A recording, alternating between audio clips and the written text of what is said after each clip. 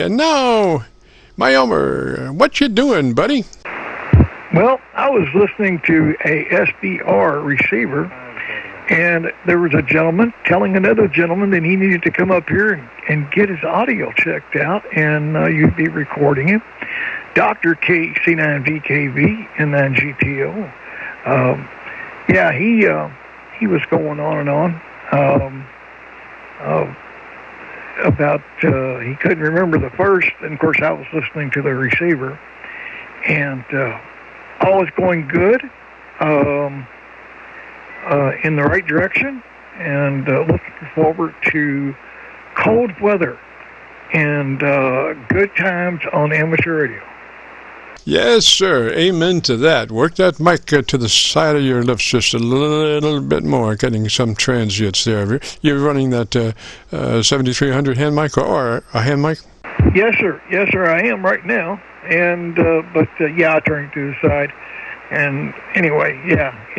I as soon as he said that, I said to myself, wait a minute, it's Friday, and Jim's up on 88. So I'm going to just turn SDR off. Press the button, bingo. So I'm transmitting on the 80-meter full-wave loop, and here we are. Roger. Well, gosh, I'm getting ready to send out the Huskies over to your house to see what's going on there, Roger. It's just basically, me getting in the right frame of mind, the right frame of health, and getting all the treatments. Got another one in November, and it's going to be I got two. I said it's every 3 months for 2 years. I said okay, we'll just stay with that, and they said everything's all going in the right direction. I said that's even better. So, but no, I was listening to you out of K3FEF's SDR in Milford, Pennsylvania, and just laying down, just taking an easy, afternoon quick nap type of thing, a power nap, as I say, and heard the guy telling the other guy, hey, you need to go up there and talk to him, and then he lost his settings. I guess he's got a 7300 with a 30 microphone or something.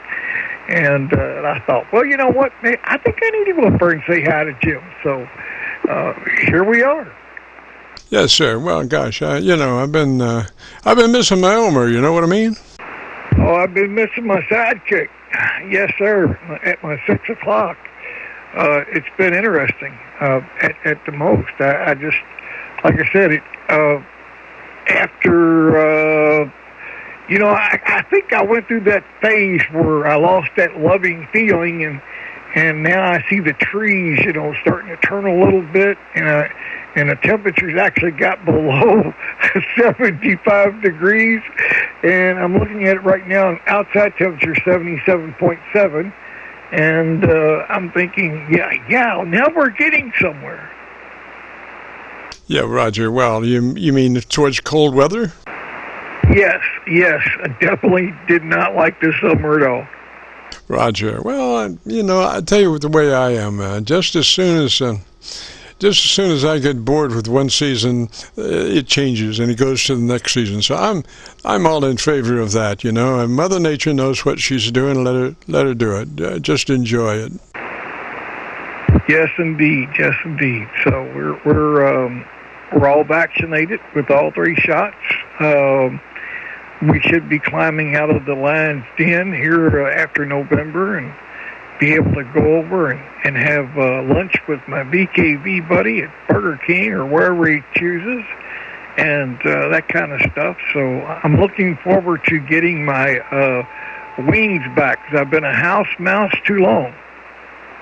Roger. Milford was down for a couple of weeks.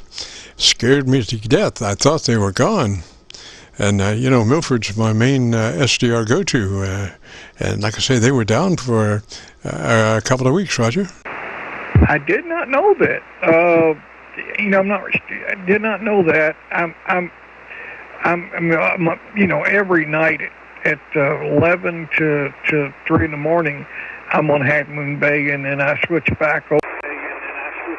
I'm on Half Moon Bay, and then I switch back over to different ones. So I did her iPhone with the. I just, the wife loves the noise, so she'll wake me up in the middle of the night and tell me, well, got to find a good conversation. So I reach out there, and most of the ancient Utah or wherever, I got several ones I hit. I got them pre-programmed into the iPhone, and I leave it on charge all the time, and it really works out real well. I'm glad to see that you're still having fun and doing your audio reports on Friday, over. Roger. Well, I'll let you know that I've managed to get 3 10-foot vertical mag loops out of that cable that you dropped by. Awesome. You mean you got 3 vertical 10-foot loops, magnetic loops up, and you have just had all kinds of fun out of it? Yes, sir. I have one at 0 degrees, one at 45 degrees, and one at 90 degrees. Roger, roger. Wow, and you're able to switch back and forth from the with R6 all coax and switch back and forth and listen and zero in on them. That's right. Now, 2 of them do have rotors, but I just right now I'm working as a scanner, and I just got my revised antenna switching in today, which is 4 push button selection. So I got one for my dipole, and the 3 other are for my magnetic loops, and I can put them together co-phase in any combination that I want. A lot of times you can get 3 to 4 dB hotter gain by co-phasing the 10-foot vertical magnetic loops. Oh yeah, oh yes. So the pickup coil is at the top or at the bottom, or where's your pickup coil at? It's the coupling coil is at the top. Capacitor's at the bottom. Yes, sir, because, you need to tune the capacitor, and, you might wind up having to use a ladder to get to it at the top. But, yeah, I made my own, when I first started, I didn't have, I was doing transmitter tests along with receive tests on the 10-foot vertical mag loops, and I didn't really have the capacitor to handle that. So when I was in Kroger, I was passing by this area of canned goods, and I saw that there was a big can of red gold tomatoes. And so I said, that's nice. So I got me a big can of red gold tomatoes, stewed tomatoes. And then I went a little bit further, and I got into the cut green bean section. And there was a medium-sized can of cut green beans. I said, that's good, too. And so I got those 2. And while I got a mat that was a silicone mat. And when I got home, I dumped the tomatoes and I dumped the beans, and I wrapped the little can, the mat around the little can, shoved it in the big can, and voila, I've got a 50 kVA capacitor. That is awesome. That is absolutely awesome. Ingenuity at its best. I've got a meter over here that measures how many picofarads, microfarads, the whole 9 yards. So you could sit there and check that with the coax and know exactly where you are. Well, like I said, at the time that was neat because it took me probably about 10 minutes to get it 7188 with the red gold tomato capacitor. Oh boy, that's ingenuity at its best.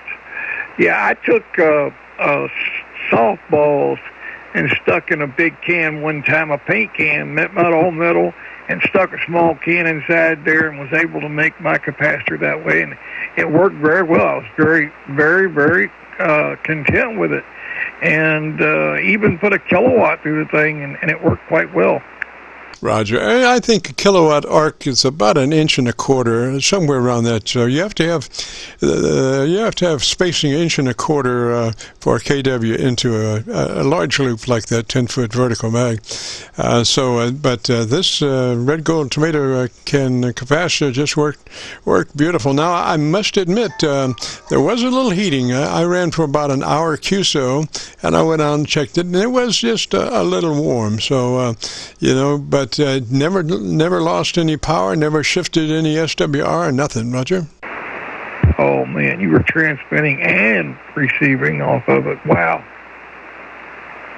Yeah, since then, and I conducted a lot of transmitter tests.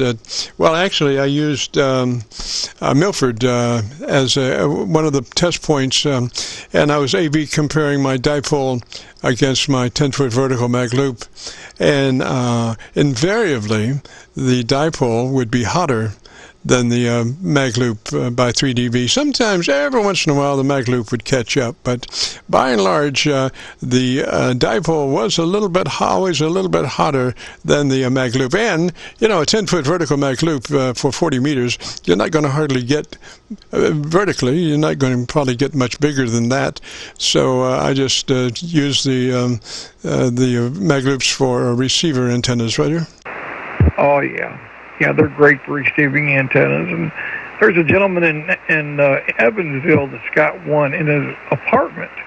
And he keeps it in the living room, and he goes into the kitchen, and he runs 100 watts, and he talks, within 300 or 400 miles at nighttime on sideband. I've listened to him before. Very nice elderly man. And so he's kind of in the same situation as a lot of people are. Stuck in a small space, but they want to use the radio, and he uses it quite well for 100 watts and I think he bought it from MFJ or something. It's one of those $300 jobs. But I'm amazed I can hear him, but you're sounding extremely well. Jim, let me turn it back over, and you can make a call and see if there's anybody else out there that'd like to get in here and keep the hour of power on. And keep the audio tape running. This is N9GTO, world famously known as KC9VKV's Elmer. Back to you, sir.